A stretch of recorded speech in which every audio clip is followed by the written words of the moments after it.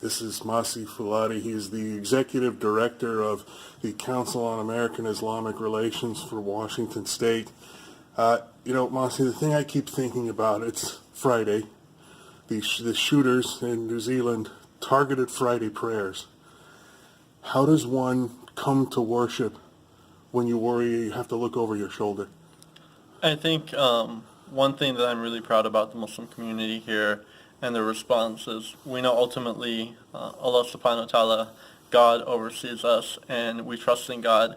And that's the mentality that you really have to have on a day like this. We've seen unfortunate incidents like this happen in Pittsburgh on the day of Sabbath when the Jewish community was worshiping. We've seen things like this happen at Charleston as well. What we really want to emphasize to our community members is we're going to be safe, we're going to be diligent. We've contacted police to make sure that there's enough coverage and presence at all of the mosques in the region, but we're not going to give up our First Amendment rights and our beliefs because people have done something despicable, something that none of us really could imagine. And you're expecting not just Seattle police, but in other cities where there are mosques around here, you're expecting some assistance, aren't you? Yes, so Seattle police has been great. Bellevue has responded. Redmond, of all the cities that we have reached out to, the response has been tremendous. And not only in the Puget Sound area, but throughout the state. So again, I am very thankful to law enforcement. I'm very thankful to our governor, attorney general, for how responsive that they've been throughout this process. Yeah, it's really wonderful. So, part of what happened in New Zealand involves not only the violence, but this, what seems just like a manifesto of hatred.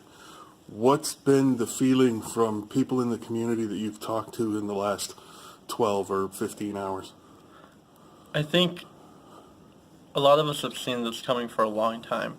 With the rhetoric that has been spewed by our own administration, by really how polarizing politics have become.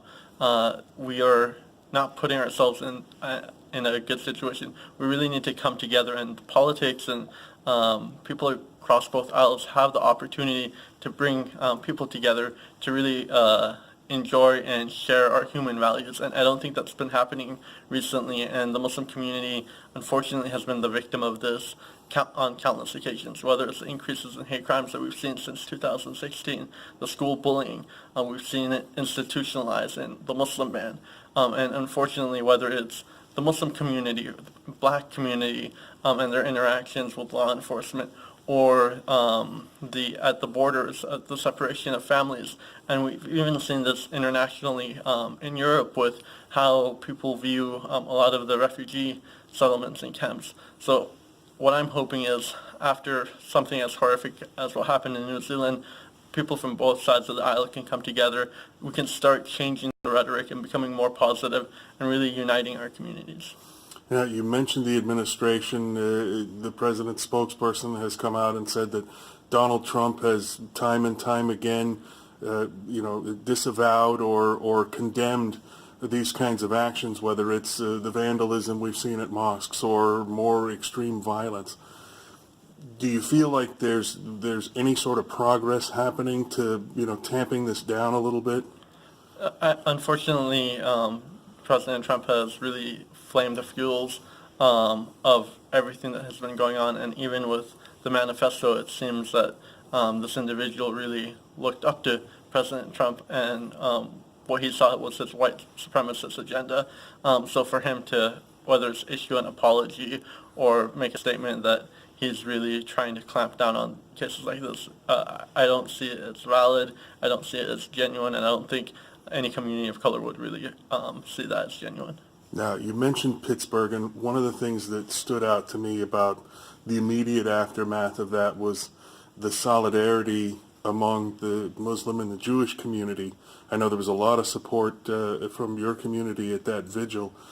What kind of support have you received from other communities of faith? The Jewish community, the Christian community, the Sikh community, the Buddhist community, they've all reached out, and if I haven't gotten back to them, it's just because I've been running from one meeting to the other, talking to law enforcement individuals to really make sure that our community is safe. But we are extremely thankful to all communities of faith and our allies who don't share a particular faith.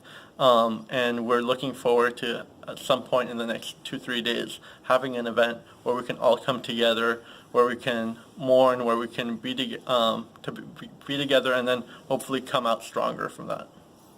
Very good. Now, I always see tragedies like this as an opportunity for people to learn.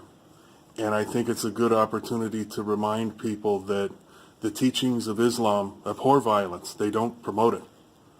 No, I completely agree. I think anyone who's familiar with the Quran knows the saying that if you kill one person, it's like you killed all mankind, and if you save one person, it's like you saved all mankind.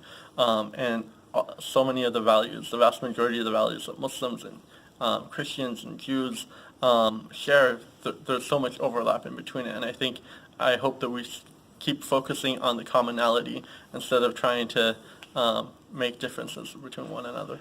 All right. Masi Falati, the Executive Director of CARE Washington. Thank you. Appreciate that. Thank you.